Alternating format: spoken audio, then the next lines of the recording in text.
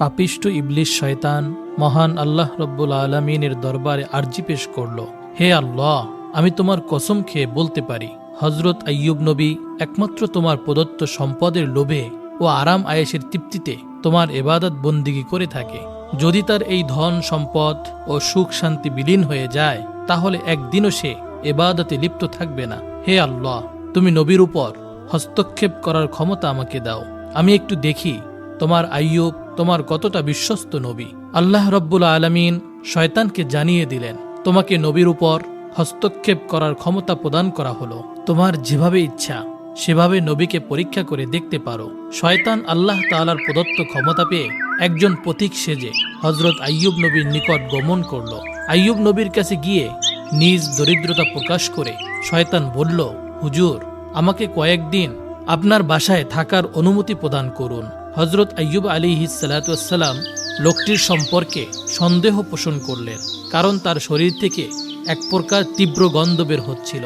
তখন হজরত আইয়ুব আলাইহিস সালাম তার সেই আবেদন নাকচ করে দিয়ে বললেন, আমি তোমাকে কিছু টাকা পয়সা দিচ্ছি, তুমি অন্য জায়গায় গিয়ে থাকার ব্যবস্থা করো। শয়তান হজরত আইয়ুব নবীর এই ব্যবহারে খুবই ক্ষিপ্ত হলো, তাই মলিন মুখে সে ফেরত গেল। এরপর সে চিন্তা করতে লাগলো কিভাবে নবীর ক্ষতি করা যায়। অনেক চিন্তা ভাবনা করে সে স্থির করল যে নবীর ফল বাগানে আগুন ধরিয়ে দিবে। যেই ভাবনা সেই কাজ। একদিন সে নবীর ফল বাগানে গিয়ে আগুন ধরিয়ে দিল। শয়তানের লাগানো আগুনে অনেকগুলো ফল বাগান জ্বলে পুড়ে গেল। ফল বাগানের কর্মচারীরা দৌড়ে গিয়ে নবীর কাছে এই খবর পৌঁছালো। তাদের কাছ থেকে এই সংবাদ শুনে হজরত আইয়ুব নবী বললেন, আলহামদুলিল্লাহ, আল্লাহ তাআলার সম্পদ আল্লাহ তাআলা নিয়ে গিয়েছে, এতে আমার চিন্তিত হওয়ার কোনো কারণ নেই। শয়তান যখন দেখল আইয়ুব নবীর ফল বাগান ধ্বংস করার পরেও বিন্দুমাত্র বিচলিত হলেন না, তখন তার মনে আগুন ধরে গেল। অতঃপর তিনি আবার চিন্তা করতে লাগলো নবীর কি করে ক্ষতি করা যায়। পরের দিন শয়তান নবীর আস্তাবলে গিয়ে আগুন ধরিয়ে দিল।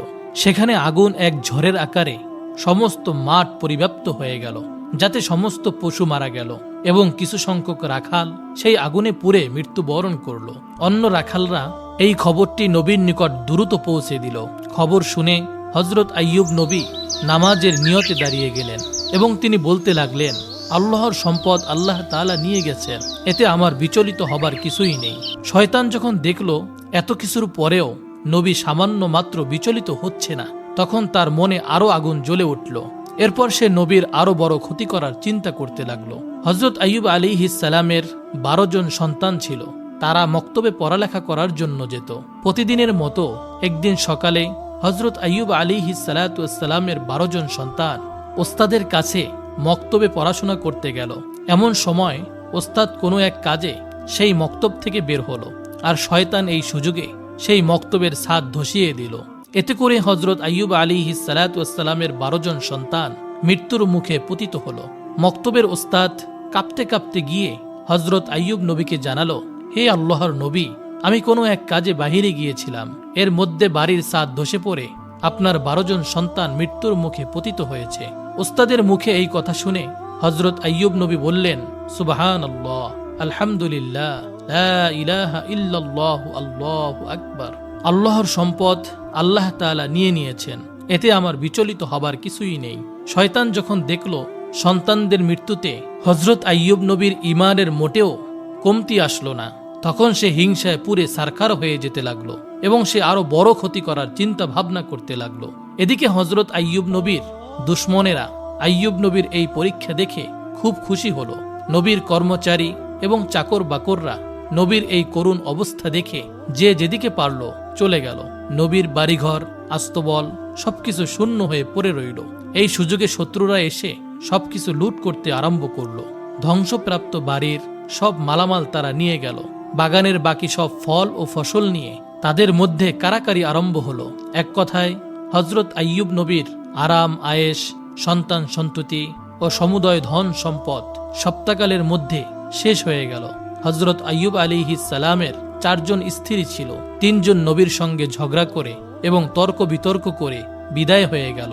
বাকি রইল একমাত্র হজরত রহিমা। তিনি নবীকে ছেড়ে যাবার পাত্রী নন।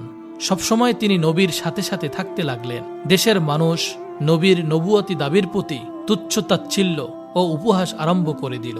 কেউ কেউ বলল, আইয়ুব যদি আল্লাহর নবী হতো তাহলে তার উপর এরকম গজব কেন নাজিল হলো? সে আসলে নবী নয়, মিথ্যা নবুয়াতি দাবির কারণে আল্লাহ তাআলার গজব তার উপরে নাজিল হয়েছে। এদিকে নবীর ভক্তদের মধ্যেও ভাঙ্গল দেখা দিল। এই অবস্থা দেখে শয়তান তেমন খুশি হতে পারল না, কারণ সবকিছু শেষ হয়ে যাবার পরেও হযরত আইয়ুব নবীর মধ্যে কোনো পরিবর্তন আসলো না। তিনি তার ইবাদত ঘরের মধ্যে থেকে পূর্বের ন্যায় একই রকম ইবাদত করে যাচ্ছিলেন। তিনি যেন তার এই বিশাল ধ্বংসের কোনো খবরই রাখে না। কোনো রকম হতাশা বা আফসোসের বিন্দু মাত্র তার মধ্যে পরিলক্ষিত হচ্ছিল না। নবীর ইবাদত ঘরের সম্মুখ দিয়ে লোকজন যাতায়াতকালে বলতে লাগলো, হে আইয়ুব, তুমি নবুয়াতের দাবি করে সমূলে ধ্বংস হয়ে গেলে। এর চাইতে নবুয়াতের দাবি পরিত্যাগ করা তোমার জন্য মঙ্গলজনক ছিল। যেমন আমরা নবীও না আর গজবেও পতিত হইনি। এছাড়া লোকেরা নানা ধরনের তুচ্ছ-তাচ্ছিল্যমূলক কথা হযরত আইয়ুব নবীকে লক্ষ্য করে বলতে লাগলো। হযরত আইয়ুব নবী এই সমস্ত কথার প্রতি আদৌ গুরুক্ষেপ করলেন না। তিনি পূর্বে যতটা সময় মানুষের সাথে মেলামেশা করে কাটাতেন তাও সম্পূর্ণরূপে বন্ধ করে দিলেন। এসব দৃশ্য দেখে শয়তান আর বসে থাকতে পারল না। সে চিন্তা করতে লাগলো কিভাবে নবীর আরো গুরুতর ক্ষতি করা যায়। চিন্তা করতে করতে সে একটি ষড়যন্ত্র আঁটল। ষড়যন্ত্র মাফিক সে নবীর সাক্ষাৎ প্রাপ্তি হয়ে তার নিকট পৌঁছালো এবং নবীর কাছে গিয়ে বলল, হুজুর, আমি আপনার একজন ভক্ত, আপনার কাছে আমার কিছু আরজি ছিল। এই বলে সে নবীর কাছে কথা বলার ভান করে গেল এবং তার মুখটি নবীর কানের কাছে নিয়ে দুই কানে দুইটি ফু দিয়ে বিদায় নিল। পরের দিন নবীর শরীরে ফোস্কার মতো এক প্রকার ফোড়া উঠে ভরে গেল। তিনি খুব অসুস্থ হয়ে পড়লেন। ইবাদত বন্দিগিতে কিছুটা বিঘ্ন সৃষ্টি হলো। স্ত্রী রহিমা তার সেবা যত্ন আরম্ভ করে দিলেন। আস্তে আস্তে ফোড়াগুলো বড় হয়ে ক্ষতের সৃষ্টি করল। দীর্ঘদিন এই অবস্থা কাটানোর পরে নবীর শরীরের মাংসের মধ্যে এক প্রকার কীটের দেখা দিল। আরো কয়েকদিন অতিবাহিত হবার পরে নতুন আরো দু রকমের পোকা সৃষ্টি হলো।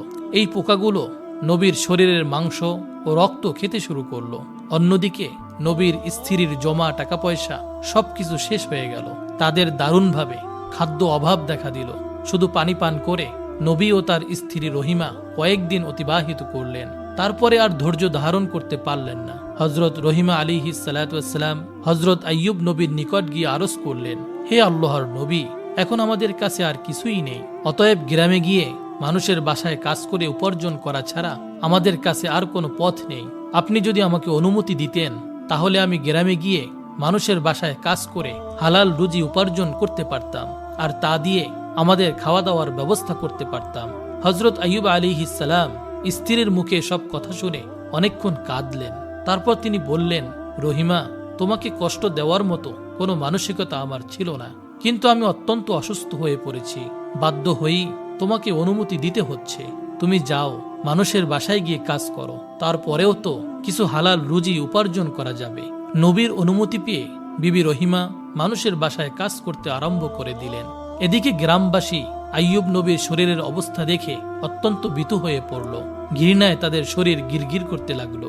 এছাড়া শরীরের গোস্ত পচা গন্ধে মানুষ অতিষ্ঠ হয়ে উঠল। তাই একদিন তারা হযরত আইয়ুব নবীর নিকট উপস্থিত হয়ে বলল, হে আইয়ুব, তুমি অতি সত্বর আমাদের এই গ্রাম ছেড়ে অন্যত্র চলে যাও, না হলে আমরা তোমাদেরকে বের করে দিতে বাধ্য হব। হযরত আইয়ুব আলাইহিস সালামের সঙ্গে তখন মাত্র 3 জন লোক ছিল। একজন ছিল তার স্ত্রী রহিমা, আর 2 জন হযরত আইয়ুব নবীর শিষ্য ও ভক্ত তার সাথে ছিল।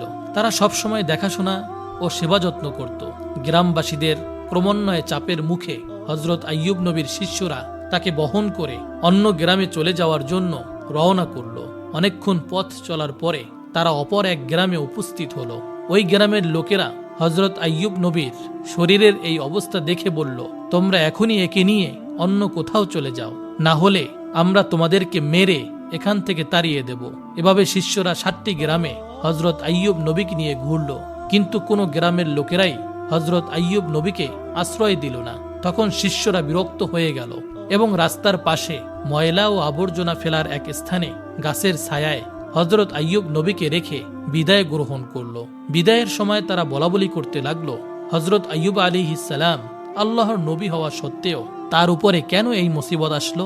অন্যজন উত্তর দিল, হয়তো তিনি আল্লাহর মর্জির বিপরীত কোনো কাজ করেছেন, না হয় তার এই পরিণাম কেন হবে? তখন প্রথমজন তার কথায় সমর্থন করে বলল, নবী যখন আল্লাহর মনোনীত কার্যকলাপ থেকে বিচ্যুত হয়েছে, তখন তার পিছনে থেকে আমাদের কোনো লাভ নেই, চলো আমরা এখান থেকে চলে যাই।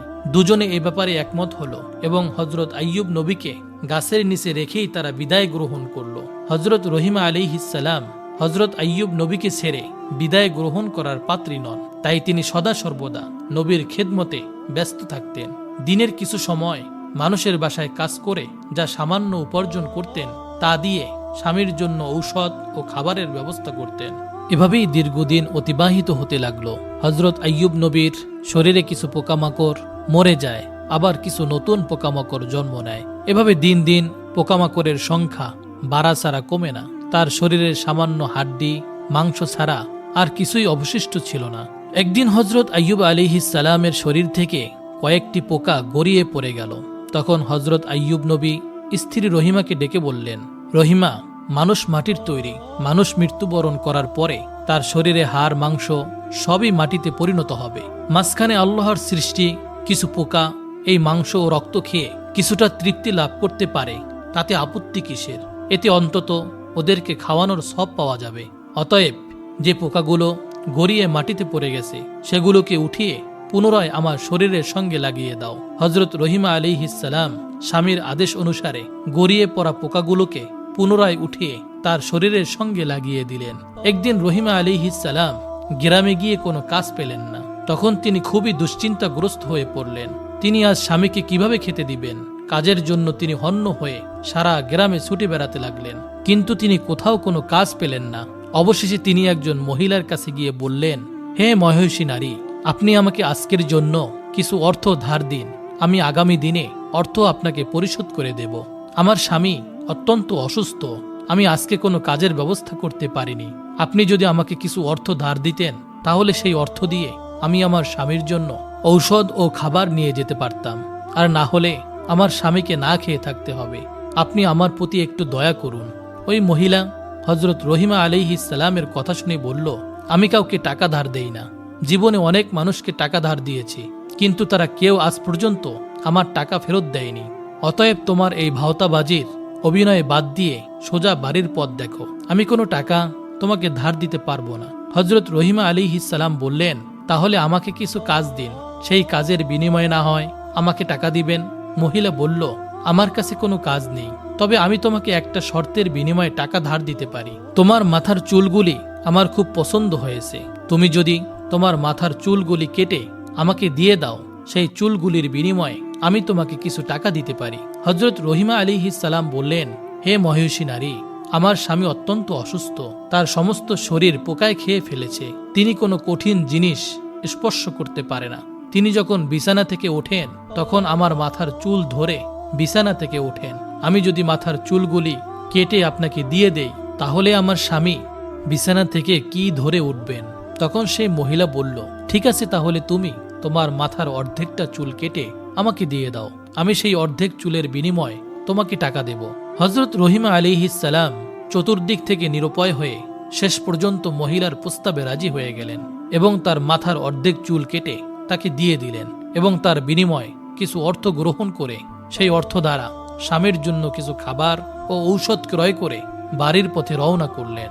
শয়তান যখন দেখল হজরত রহিমা আলাইহিসসালাম তার মাথার অর্ধেক চুল কেটে ফেলেছেন, শয়তান এটিকে হজরত আইয়ুব নবী এবং রহিমার মধ্যে ভুল বোঝাবুঝির একটি মোক্ষম সুযোগ হিসেবে গ্রহণ করল।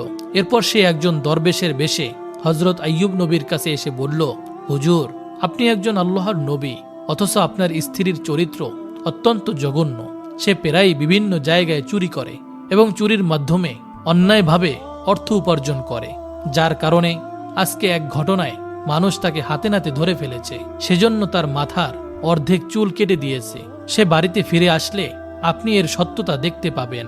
আমরা নবী হিসেবে আপনাকে অত্যন্ত শ্রদ্ধা করি, তাই আগে থেকেই আপনাকে এই ঘটনা জানিয়ে গেলাম।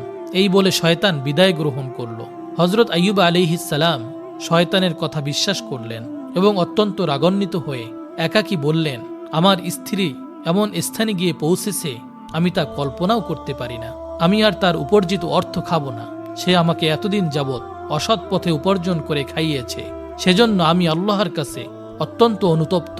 হে আমার মাবুদ রহমানুর রহিম, তুমি আমাকে ক্ষমা করে দাও। আমি যদি সুস্থ হয়ে উঠি তাহলে অবশ্যই আমি তাকে 100 বেতের আঘাত করব। পুনরায় আমি আল্লাহর কসম খেয়ে বলছি, আমি সুস্থ হওয়ার পরেই তাকে 100 বেতের আঘাত করব। সেদিন সন্ধ্যাবেলা হজরত আইয়ুব আলাইহিস সালাম স্ত্রীর খবর শুনে অত্যন্ত ভ্রাক্রান্ত হয়ে রইলেন। সেদিন সন্ধ্যাবেলা হজরত রহিমা আলাইহিস সালাম ঘরে ফিরে আসলে হজরত আইয়ুব আলাইহিস সালাম তার সাথে কোনো কথা বলেন না। রহিমা আলাইহিস সালাম স্বামীর এই অবস্থা দেখে অত্যন্ত বিনয়ের সাথে তার নিকটে গিয়ে জিজ্ঞাসা করলেন, হে প্রাণের স্বামী, আপনার কি হয়েছে? কেন আপনি আমার সাথে কথা বলছেন না? কিন্তু হজরত আইয়ুব আলাইহিস সালাম তার কোনো কথায় উত্তর দিলেন না। এরপর হজরত রহিমা আলাইহিস সালাম তার কাছে খাবার, ঔষধ পরিবেশন করলেন, কিন্তু হজরত আইয়ুব আলাইহিস সালাম তাও প্রত্যাখ্যান করলেন। রহিমা আলাইহিস সালাম আইয়ুব আলাইহিস সালামের পা জড়িয়ে ধরে বললেন, হে প্রাণের স্বামী, দয়া করে আপনি আমাকে বলুন, কেন আপনি আমার প্রতি মনক্ষুণ্ণ হয়েছেন?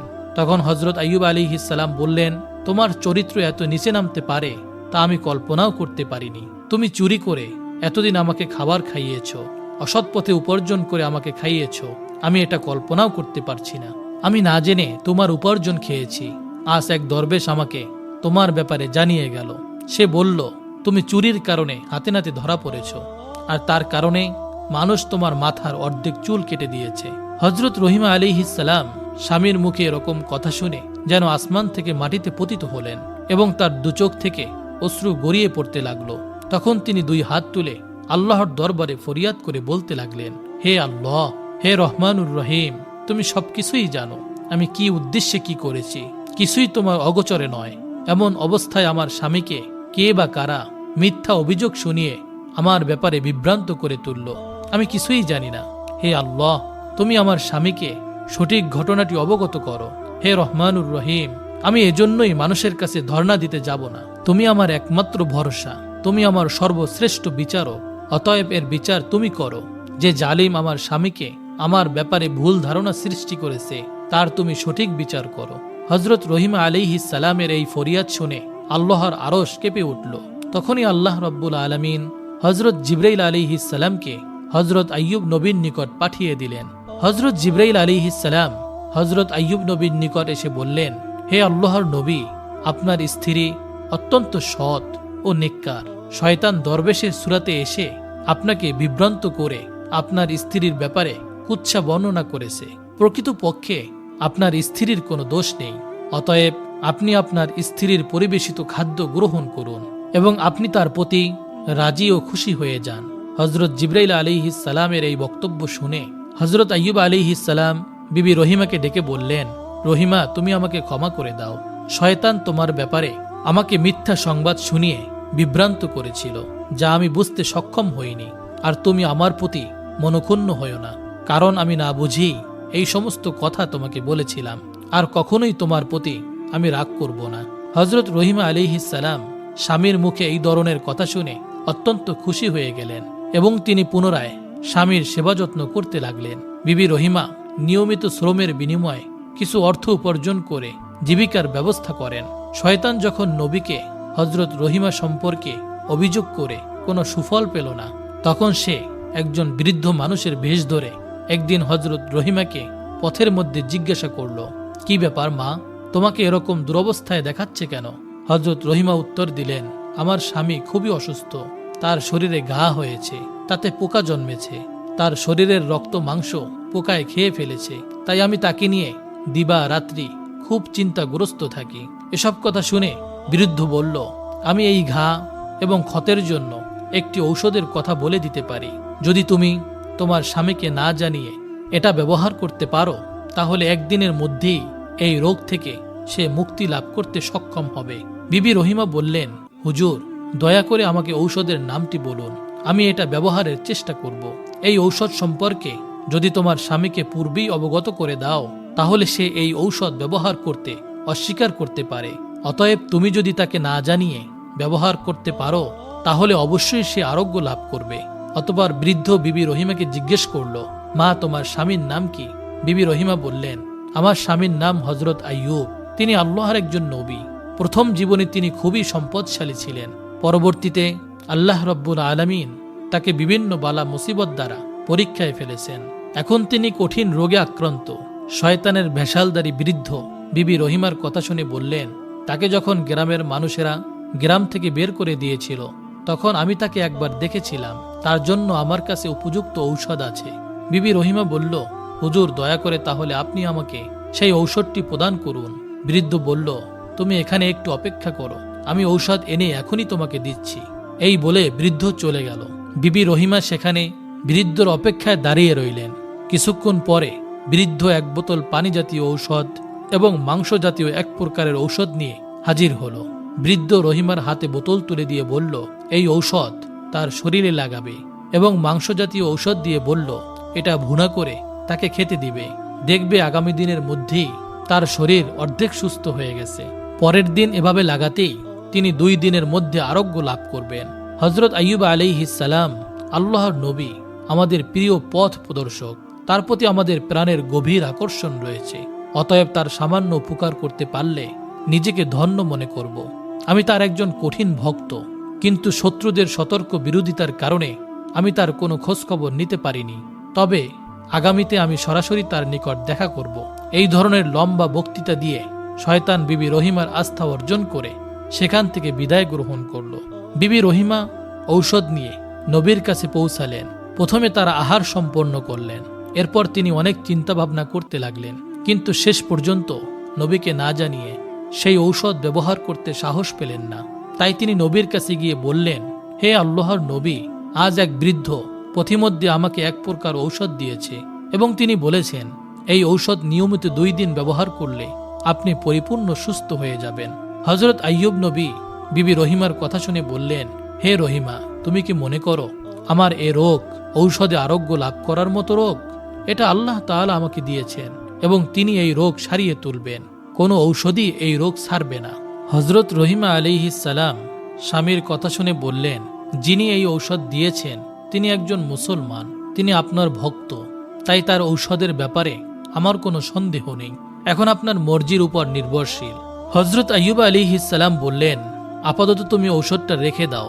আল্লাহ তাআলার পক্ষ থেকে এই ব্যাপারে কোনো সংবাদ না পেলে আমি এই ঔষধ ব্যবহার করতে পারি না। হযরত রহিমা আলাইহিস সালাম নবীর আদেশ পেয়ে নবীর বিছানার কাছে সেই ঔষধ রেখে দিলেন। পরের দিন সকালে হযরত আইয়ুব আলাইহিস সালাম বিবি রহিমাকে ডেকে বললেন, আমি অসুস্থ হবার পর থেকে প্রতি রাতে 2 বার আল্লাহ রব্বুল আলামিনের নূরের তাজাল্লি দর্শন করতাম, এবং সেই তাজাল্লি দর্শন করলে আমি অনেক তৃপ্তি লাভ করতাম। কিন্তু আজকে রাত্রে সেই তাজাল্লি আমি দর্শন করতে সক্ষম হইনি। কিন্তু এর কারণ কি আমি তা বুঝতে পারলাম না। বিবি রহিমা বললেন, হে প্রাণের স্বামী, আপনি একজন আল্লাহর নবী, এর উপযুক্ত কারণ হয়তো আপনার কাছেই জানা আছে। আমি একজন সাধারণ আল্লাহর বান্দি, আমি কি করে জানব এর উপযুক্ত কারণ কি?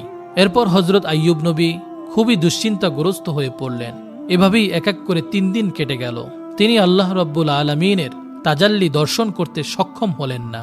অবশেষে আল্লাহর দরবারে তিনি 2 হাত তুলে তাজাল্লি দর্শন লাভের জন্য ফরিয়াদ জানাতে লাগলেন, হে আল্লাহ রব্বুল আলামিন, আমি জানি না কি ভুলের কারণে আপনার তাজাল্লি দর্শন লাভ করতে আমি সক্ষম হচ্ছি না।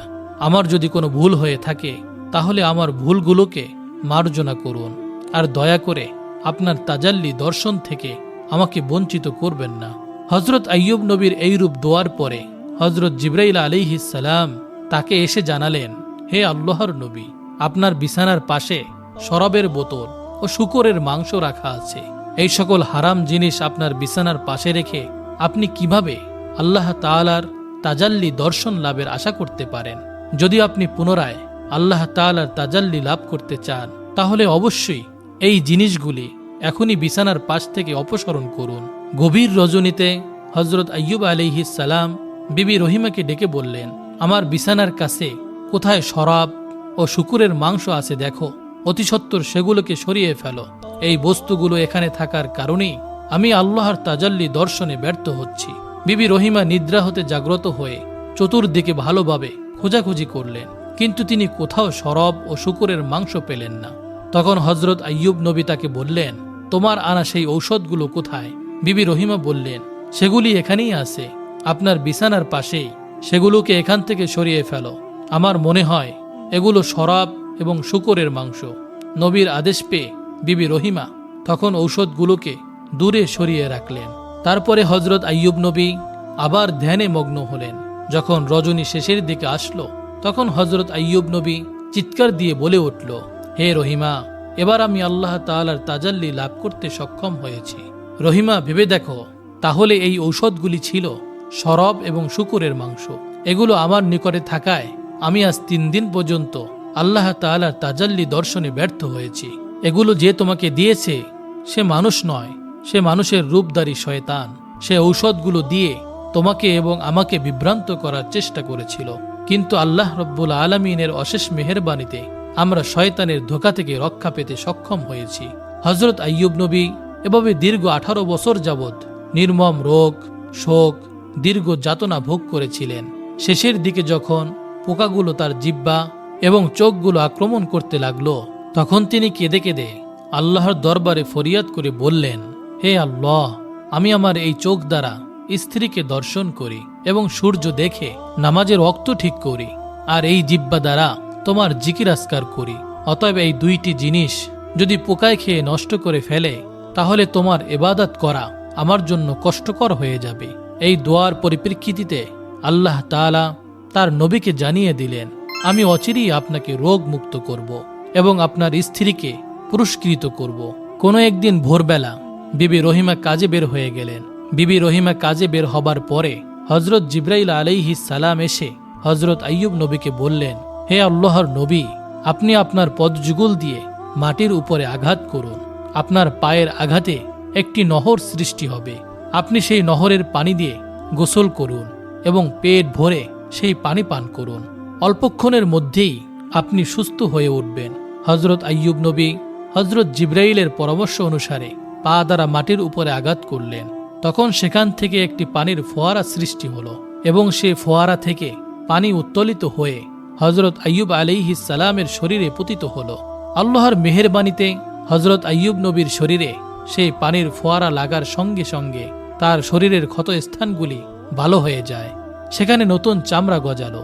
অতঃপর নবী এসে সেই ফোয়ারার পানি দিয়ে ভালো করে গোসল করলেন, আর সাথে সাথে আইয়ুব আলাইহিস সালামের সমস্ত শরীরে নতুন চামড়া গজালো এবং তার ক্ষতগুলি এমনভাবে নিশ্চিহ্ন হয়ে গেল যেন তার শরীরে কোনোদিন কোনো ক্ষত এবং কোনো রোগের চিহ্ন ছিল না। ফোয়ারার পানিতে গোসল করার পরে তার শরীর পূর্বের চাইতে আরো সুন্দর ও উজ্জ্বল হয়ে উঠল। মুখমণ্ডল চন্দ্রের ন্যায় জ্বলজ্বল করতে লাগলো। তিনি গোসল সমাধা করে পেট ভরে সেই ফোয়ারার পানি পান করলেন। এতে তার সম্পূর্ণ ক্ষুধা এবং তৃষ্ণা দুর্বৃত হয়ে গেল। এমন সময় তিনি দেখলেন একজন ফেরেশতা দূর থেকে থলে ভর্তি করে কাপড় চোপড় নিয়ে তার কাছে হাজির হয়ে বলল, হে আল্লাহর নবী, এগুলো আপনার জন্য জান্নাত থেকে নিয়ে আসা হয়েছে, এগুলো আপনি পরিধান করুন। এরপর লোকটি চলে গেল। হজরত আইয়ুব নবী ব্যাগ খুলে দেখতে পেলেন সেখানে জান্নাতি কাপড় রয়েছে এবং জান্নাতি কাপড় পরিধান করে বর্ণিতিক সৌন্দর্যের অধিকারী হলেন। তার মনে অশেষ তৃপ্তি এলো। দীর্ঘ 18 বছর অসুস্থতা ভোগ করার পরে আরোগ্য লাভ করলেন। হাঁটতে এবং চলতে সক্ষম হলেন। তিনি আল্লাহর দরবারে শুকরিয়া আদায় করতে করতে কিছুদূর গিয়ে বনের এক প্রান্তে বসে রইলেন। এমন সময় বিবি রহিমা কষ্টে উপার্জিত টাকা দ্বারা খাবার ক্রয় করে দ্রুত স্বামীর নিকট ফিরে আসলেন। তিনি তার স্বামীর নিকট ফিরে এসে দেখলেন তার স্বামী বিছানায় নেই। হজরত রহিমা আলাইহিস সালাম এই দৃশ্য দেখে হতভম্ব হয়ে পড়লেন। অতঃপর তিনি সেখানে বসে চিৎকার করে কাঁদতে আরম্ভ করলেন এবং বিনয়ের সাথে আল্লাহ রাব্বুল আলামিনের দরবারে প্রার্থনা করতে লাগলেন, হে আমার মাবুদ, আমি জানি না আমার স্বামীকে কে নিয়ে গিয়েছে। তাকে কি কোনো বাঘে খেয়ে ফেলেছে নাকি অন্য কোনো জীবজন্তু গায়েব করে দিয়েছে, আমি কিছুই জানি না। হে আমার মাবুদ, তোমার কাছে আমার ফরিয়াদ জানাচ্ছি, তুমি আমার স্বামীকে আমার কাছে ফেরত দাও। হে আল্লাহ রাব্বুল আলামিন, আপনি দয়ার সাগর, আপনি পারেন না এমন কোনো কাজ নেই। আমার স্বামীকে ছাড়া আমি কোনোভাবেই বাঁচব না। এভাবেই অনেকক্ষণ যাবৎ হজরত রহিমা আল্লাহ রাব্বুল আলামিনের দরবারে ফরিয়াদ করার পরে উঠে দাঁড়ালেন এবং তিনি এদিক সেদিকে ছোটাছুটি করার পরে হজরত আইয়ুব আলাইহিস সালামকে খোঁজ করতে লাগলেন। তিনি দেখতে লাগলেন কোথাও আইয়ুব নবীর চিহ্ন খুঁজে পাওয়া যায় কিনা, কিন্তু অনেকক্ষণ ছোটাছুটি করার পরেও তিনি হজরত আইয়ুব নবীর চিহ্ন কোথাও খুঁজে পেলেন না। এরপর তিনি দেখতে পেলেন দূরে এক ব্যক্তি সুন্দর পোশাক পরিচ্ছেদ পরে বসে রয়েছে। তিনি সেই ব্যক্তির নিকট গিয়ে জিজ্ঞেস করলেন, জনাব, এখানে গাছের নিচে একজন রোগী ছিল, আপনি কি তার কোনো খবর জানেন?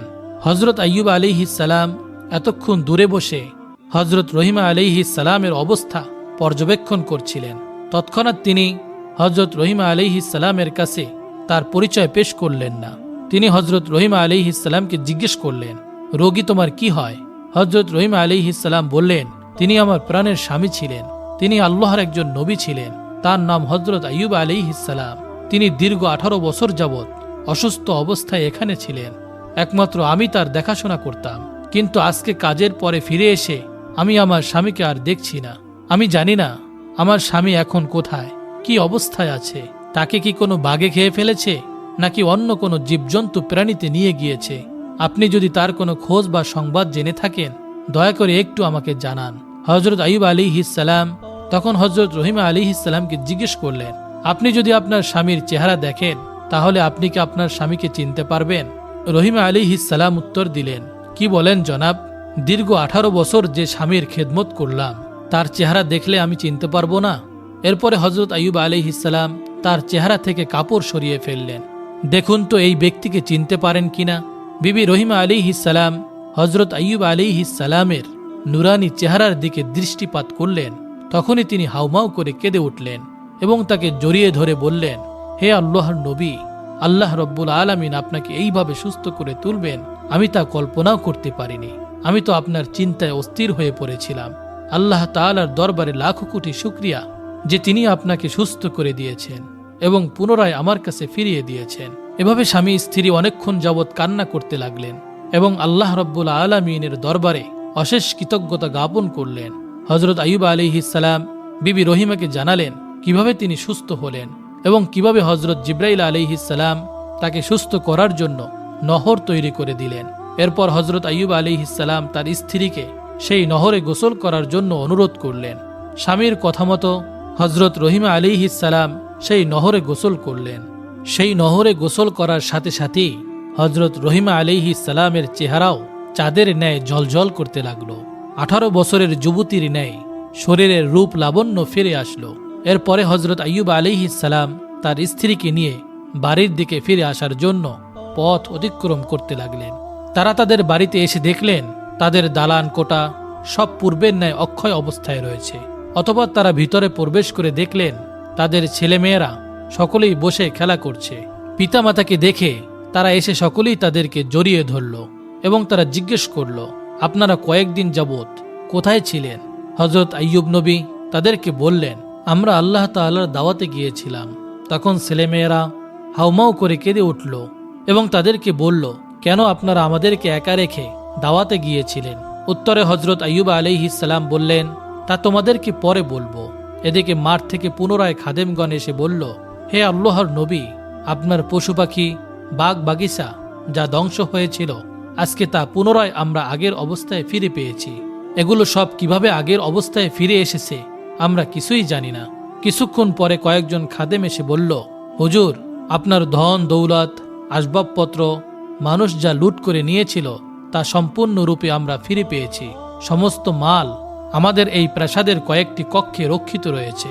হজরত আইয়ুব নবীর আরো কয়েকজন পুরাতন খাদেম এসে তার বন্ধু বান্ধব এবং তার উন্নয়নের খবরগুলো নবীকে জানালেন। নবী সকল খবর শুনে পুনরায় আল্লাহ রব্বুল আলামিনের দরবারে ইবাদতে মশগুল হলেন।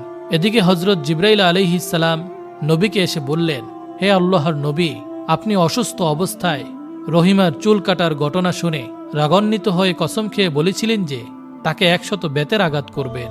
সেক্ষেত্রে আপনি যেই ঘটনার জন্য কসম করেছিলেন তা মিথ্যা বলে প্রমাণিত হয়েছে বটে, কিন্তু আপনার সত্যের কসম বাতিল হয়নি।